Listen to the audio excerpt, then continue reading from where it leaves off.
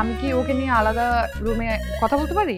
অবশ্যই, সারা জীবনের ব্যাপার, কথা তো বলতে হবে। আমি নিয়ে যাই, আপনি আসেন। না না আপু, আপনার দরকার নেই, আমি যাই, আমাদের পার্সোনাল কথা তো।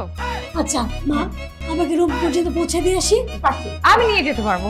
তুমি চিনবে না, সরি আপনি চিনবেন না, আমি ওকে আগে দিচ্ছি। না তুই থাক, আমি যাই। সাবধানে যাও, আসছি আন্টি। হ্যাঁ এদিকে এদিকে মা, আসছি। এদিকে যা। আপনাকে কিন্তু আমার জোস লাগছে। Thank you.